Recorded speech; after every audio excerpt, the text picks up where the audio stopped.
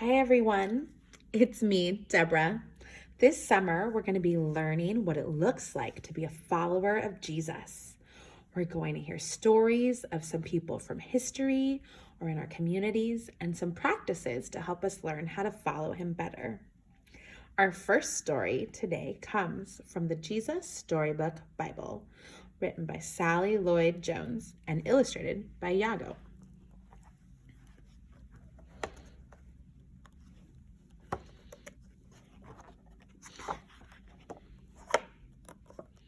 A New Way to See, the story of Paul from Acts 6 to 9 and 12 to 28, as well as from Colossians 2, Romans 8, and Ephesians 2. Of all the people who kept the rules, Saul was the best. I'm good at being good, he'd tell you. He was very proud and very good, but he wasn't very nice. Saul hated anyone who loved Jesus. He traveled around looking for them. He wanted to catch them and put them in prison. He wanted everyone to forget all about Jesus. He didn't believe Jesus was the rescuer, and he didn't believe Jesus was alive either. You see, Saul had never met Jesus. So one day, Jesus met Saul. Saul was on his way to Damascus when suddenly a dazzling light flashed like lightning. It was brighter than the sun. It was too bright. Saul shielded his eyes and fell to the ground.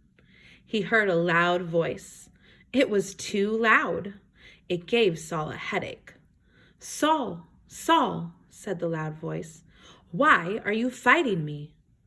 "Lord," Saul answered, "who are you?" "I am Jesus," said the voice. "When you hurt my friends, you are hurting me too." Saul's whole body trembled. "Go to the city," Jesus said. "I'll tell you what to do."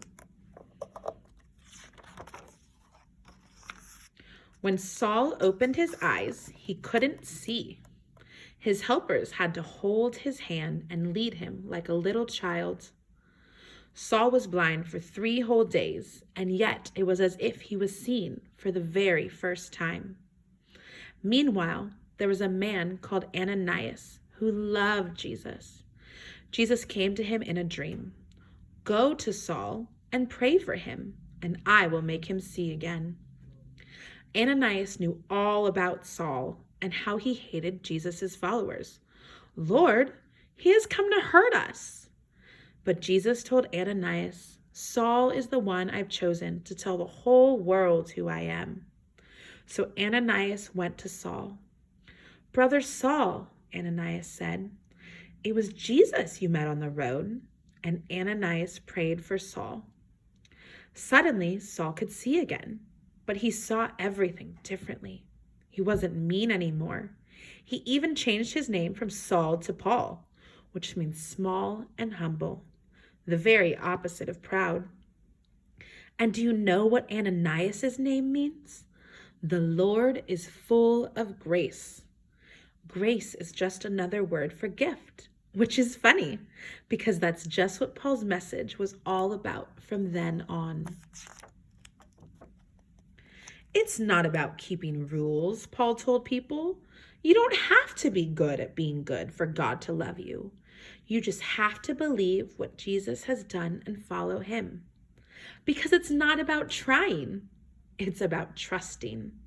It's not about rules, it's about grace, God's free gift that cost him everything. What had happened to Paul? He met Jesus. Paul got a new job. He called himself a servant and traveled everywhere, telling everyone about Jesus. He got shipwrecked 3 times, and he even ended up in prison. "God loves us," he wrote from prison. "Nothing can ever, no, not ever, separate us from the never stopping, never giving up, unbreaking, always and forever love of God he showed us in Jesus."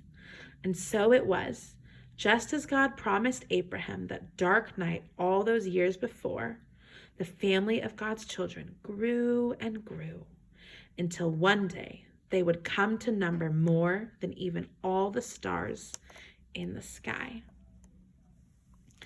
Now, I wonder what part of the story you liked best. I wonder what part of the story was the most important. I wonder where you might see yourself in this story, or what part was especially for you. I wonder, is there any part of the story we could leave out and still have everything we need? Thanks for listening. Next week we'll have another story about what it means to be a follower of Jesus.